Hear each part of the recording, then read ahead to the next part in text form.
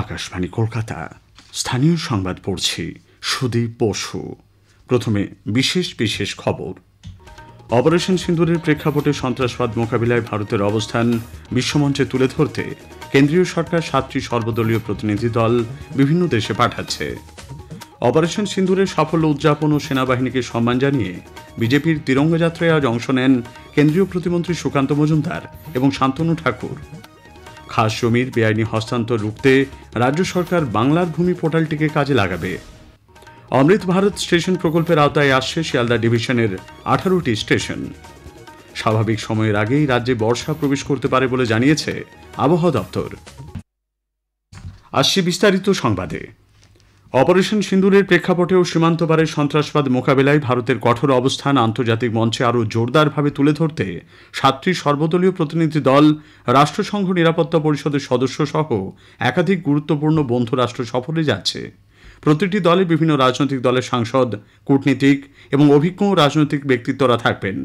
প্রতিনিধি দলগুলিকে নেতৃত্ব দেবেন কংগ্রেসের শশী থারুর, বিজেপির রবিশঙ্কর প্রসাদ ও বৈজয়ন্ত পান্ডা, জেডিইউর সঞ্জয় কুমার ঝা, ডিএমকের কানিমোড়ি করুণানিধি, এনসিপির সুপ্রিয়া সুলে এবং শিবসেনার শ্রীকান্ত একনাথ শিন্ডে।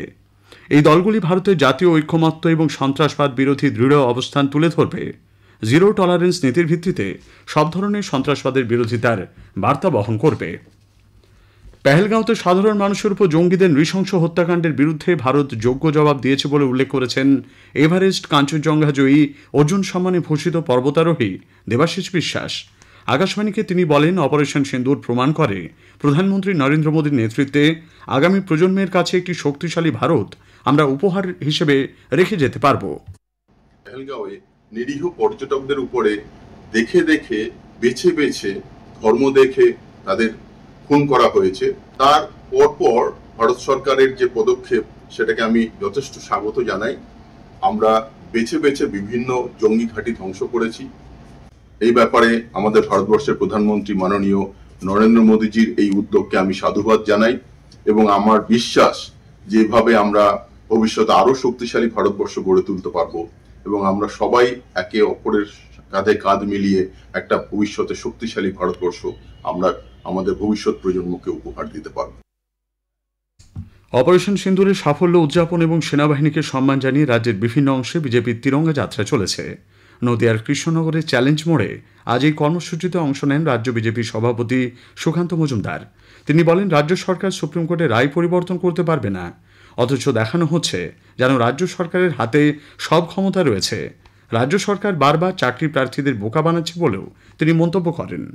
দেখুন, এই চাকরি প্রার্থীদেরকে বারবার রাজ্য সরকার ললিপপ দিয়ে বোকা বানিয়েছে এবং এখনো বোকা হচ্ছে চাকরি প্রার্থীরা। তার কারণ হচ্ছে সুপ্রিম কোর্টের যে রায়, সেই রায় মাননীয় মুখ্যমন্ত্রী কোনোভাবেই পরিবর্তন করতে পারবেন না। কিন্তু এমন ভাব দেখানো হচ্ছে যে মাননীয় মুখ্যমন্ত্রী সুপ্রিম কোর্টকে বলে সব পরিবর্তন করে দেবেন। সেই জন্য আমার মনে হয় শিক্ষকদের আগামী দিনের ভবিষ্যৎ এই মুখ্যমন্ত্রীর জন্য এবং তার দলবলের জন্য আরো খারাপ হতে চলেছে। এদিকে উত্তর 24 পরগনার বনগাঁয় আজ তেরঙ্গা যাত্রা বের করা হয়। নেতৃত্ব দেন কেন্দ্রীয় জাহাজ প্রতিমন্ত্রী শান্তনু ঠাকুর। বনগাঁ জয়ন্তপুর বাজারে শুরু হয়ে মিছিল শেষ হবে পেট্রাপোল নো ম্যানস ল্যান্ডে। পেহেলগাঁওতে সন্ত্রাসবাদী হামলার জবাবে ভারতের সামরিক অভিযানের প্রেক্ষিতে বীর যোদ্ধাদের শ্রদ্ধা জানিয়ে আজ তৃণমূল কংগ্রেসের তরফে রাজ্যের বিভিন্ন অংশে মিছিল করা হয়েছে। দেশের সার্বভৌমত্ব, অখণ্ডতা ও ধর্মনিরপেক্ষতার দাবির সঙ্গে সঙ্গে এদিন শহীদদের প্রতি শ্রদ্ধা নিবেদন করা হয়। আগামীকালও বিভিন্ন ব্লকে মিছিলের আয়োজন করা হবে বলে জানা গেছে। কলকাতার গার্ডেন রিচ এলাকায় আয়োজিত পদযাত্রায় অংশ নেন রাজ্যের পুর নগরোন্নয়ন মন্ত্রী ফিরহাদ হাকিম। চাকরিহারা শিক্ষক শিক্ষিকাদের স্কুলে ফেরানোর দাবিতে আজ তাদের আন্দোলনে সামিল হলেন ছোট ছোট ছাত্রছাত্রীরাও। বিকাশ ভবনের সামনে অবস্থান মঞ্চে তাদের ক্লাসও নিয়েছেন আন্দোলনরত শিক্ষক শিক্ষিকারা। শিক্ষকদের আন্দোলনের সহমর্মিতা জানাতে আজ বিভিন্ন স্কুলের ছাত্রছাত্রীরা করুণাময়ী থেকে মিছিল করে বিকাশ ভবনে যায়। শিক্ষকদের স্কুলে ফেরানোর দাবি জানান তারা। যোগ্য শিক্ষক অধিকার মঞ্চের আহ্বায়ক মেহবুব মণ্ডল জানান, সন্তানসম ছাত্রছাত্রীরা চাকরিহারা শিক্ষকদের যন্ত্রণার কথা উপলব্ধি করে পাশে এসে দাঁড়িয়েছে। অন্যদিকে আগামী সপ্তাহে সুপ্রিম কোর্টে রিভিউ পিটিশন দাখিল করা হতে পারে বলে যোগ্য শিক্ষক অধিকার মঞ্চের তরফে জানানো হয়েছে।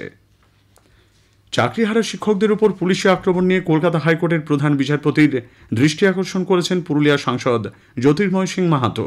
এই ঘটনায় দোষীদের বিরুদ্ধে কঠোর আইনি পদক্ষেপ নেওয়ার অনুরোধ করেছেন তিনি।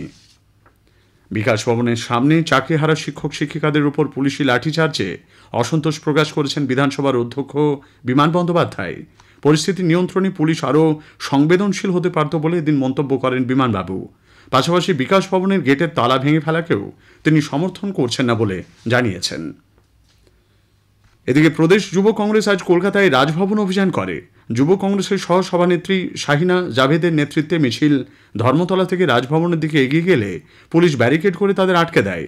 শুরু হয় বাকবিতণ্ডা। 56 জন যুব কংগ্রেস কর্মীকে আটক করা হয়েছে বলে দলীয় সূত্রে জানা গেছে। ভোটার তালিকায় সংযোজন বিয়োজনের কাজে অবৈধ হস্তক্ষেপের দায়ে এক আধিকারিককে সাসপেন্ড করার পর নির্বাচন কমিশন আজ সংশ্লিষ্ট কাজের দায়িত্বে থাকা সমস্ত আধিকারিকদের নিয়ে এক প্রশিক্ষণ ও দক্ষতা বৃদ্ধি কর্মশালার আয়োজন করে। কলকাতার অহিন্দ্র মঞ্চে মোট 116 জন নির্বাচনী আধিকারিক প্রশিক্ষণে অংশ নেন। রাজ্যের মুখ্য নির্বাচনী আধিকারিক মনোজ কুমার আগরওয়াল অনুষ্ঠানের সূচনা করেন। উদ্বোধনী ভাষণে রাজ্যের মুখ্য নির্বাচনী আধিকারিক বলেন, নির্বাচন প্রক্রিয়ায় স্বচ্ছতা বজায় রাখতে তথ্য প্রযুক্তির যথাযথ ব্যবহার জরুরি। স্পটলাইট অনুষ্ঠানে এবারের বিষয় অপারেশন সিন্দুরের সাফল্য। আলোচনায় অংশ নিয়েছেন সেনাবাহিনীর প্রাক্তন কর্নেল সব্যসাচী বাগচি এবং বিমান বাহিনীর প্রাক্তন আধিকারিক শ্যামল ভট্টাচার্য। সাক্ষাৎকার নিয়েছেন সন্দীপন দাশগুপ্ত। অনুষ্ঠানটির প্রথম পর্ব শুনতে পাবেন সঞ্চয়িতা প্রচার তরঙ্গে আগামীকাল রবিবার রাত 8:30 একই সঙ্গে আকাশবাণী সংবাদের সবকটি সোশ্যাল মিডিয়া পেজেও অনুষ্ঠানটি একযোগে প্রচারিত হবে। স্থানীয় সংবাদ শুনছেন আকাশবাণী কলকাতা কেন্দ্র থেকে। আমাদের সংবাদ শোনা যাচ্ছে ইউটিউব চ্যানেল আকাশবাণী সংবাদ বাংলা, ফেসবুক ও ইনস্টাগ্রাম আকাশবাণী সংবাদ কলকাতা এবং এক্স হ্যান্ডেল AIR নিউজ কলকাতাতে। সরকারি খাস জমির বেআইনি হস্তান্তর ঠেকাতে রাজ্য সরকার বাংলার ভূমি পোর্টালটিকে কাজে লাগাবে। কোন জায়গায় কোন সরকারি দপ্তরের কত পরিমাণ জমি রয়েছে পোর্টালে তার সমস্ত তথ্য আপলোড করা হবে বলে সরকারি সূত্রে জানা গেছে। এর ফলে সাধারণ মানুষ পোর্টাল থেকে সরকারি জমির যাবতীয় খতিয়ান পেয়ে যাবেন। জমি কেনার সময় কেউ ঠকছেন কিনা বা সরকারি জমির চরিত্র বদল করে বিক্রি করে দেওয়া হচ্ছে কিনা সে সম্পর্কে ক্রেতারা স্পষ্ট ধারণা পাবেন। রেল ও প্রতিরক্ষা পরিকাঠামো নির্মাণ সামগ্রী উৎপাদনের জন্য একটি বেসরকারি শিল্প সংস্থা রাজ্যে 250 কোটি টাকা বিনিয়োগ করবে বলে জানা গেছে। কসমিক বিড়লা নামে ওই গোষ্ঠী বাঁকুড়ার বড়জোড়ায় একটি বন্ধ কারখানার 10 একর জমির ওপর 25,000 মেট্রিক টন উৎপাদন ক্ষমতার কারখানা নির্মাণের সিদ্ধান্ত নিয়েছে। এর মাধ্যমে প্রত্যক্ষ ও পরোক্ষভাবে প্রায় 700 কর্মসংস্থান হবে বলে শিল্প ও বাণিজ্য দপ্তর জানিয়েছে। আবাস যোজনার সরকারি টাকা নিয়েও বাড়ি তৈরি না করায় 524 জনকে টাকা ফেরত দেওয়ার নোটিশ পাঠিয়েছে উত্তর দিনাজপুরের রায়গঞ্জ পুরসভা। নির্দিষ্ট সময়ের মধ্যে ওই টাকা সরকারি কোষাগারে জমা না পড়লে সংশ্লিষ্ট ব্যক্তিদের বিরুদ্ধে এফআইআর দায়ের করা হবে বলেও জানানো হয়েছে। কলকাতার ট্যাংরায় দে পরিবারের 3 সদস্যকে খুনের অভিযোগে বাড়ির বড় ছেলে প্রণয় দেকে আজ গ্রেপ্তার করেছে ট্যাংরা থানার পুলিশ। আজ তাকে নীলরতন সরকার হাসপাতাল থেকে ছাড়া পাওয়ার পরই পুলিশ গ্রেপ্তার করে। প্রণয়কে শিয়ালদা আদালতে তোলা হলে 30 মে পর্যন্ত জেল হেফাজত হয়েছে। এর আগে প্রণয়দের ছোট ভাইকেও পুলিশ গ্রেপ্তার করেছে। কলকাতার শ্যামপুকুর থানা এলাকায় নিবেদিতা লেনে আজ সকালে এক নির্মীয়মান বাড়ির একতলা থেকে অগ্নিদগ্ধ দেহ উদ্ধার হয়েছে। পোড়া গন্ধ পেয়ে স্থানীয়রা সেখানে গিয়ে দেহটি দেখতে পান। এদিকে বেগবাগানে একটি বহুতল ভবনের 6 তলায় আজ দুপুরের পর ভয়াবহ আগুন লাগে। দমকলের 5টি ইঞ্জিন ঘটনাস্থলে গিয়ে আগুন নিয়ন্ত্রণে আনে। প্রধানমন্ত্রী নরেন্দ্র মোদী আগামী 22 মে অমৃত ভারত স্টেশন প্রকল্পের আওতায় যে 103টি স্টেশন জাতির উদ্দেশ্যে উৎসর্গ করবেন তার মধ্যে পূর্ব রেলের শিয়ালদা ডিভিশনের কল্যাণী ঘোষপাড়া স্টেশনে রয়েছে। শিয়ালদা ডিভিশনের বরিষ্ঠ জনসংযোগ আধিকারিক একলব্য চক্রবর্তী জানিয়েছেন, শিয়ালদা ডিভিশনের মোট 18টি স্টেশনকে এই প্রকল্পের আওতায় আনা হয়েছে। টোটাল শিয়ালদা ডিভিশনে 18টা স্টেশন পিন পয়েন্ট করা হয়েছে, যার মধ্যে গেদে, কৃষ্ণনগর, বহরমপুর কোর্ট, বনগাঁ, চাঁদপাড়া, কল্যাণী, শিয়ালদা, দমদম, ব্যারাকপুর, নৈহাটি, সোনারপুর, ক্যানিং, বারাসাত, মধ্যমগ্রাম, এইরকম ধরনের খুব ইম্পর্টেন্ট স্টেশনগুলো যাতে ফল অনেক বেশি সেরকম কিছু স্টেশন আমরা কাজ চালাচ্ছি।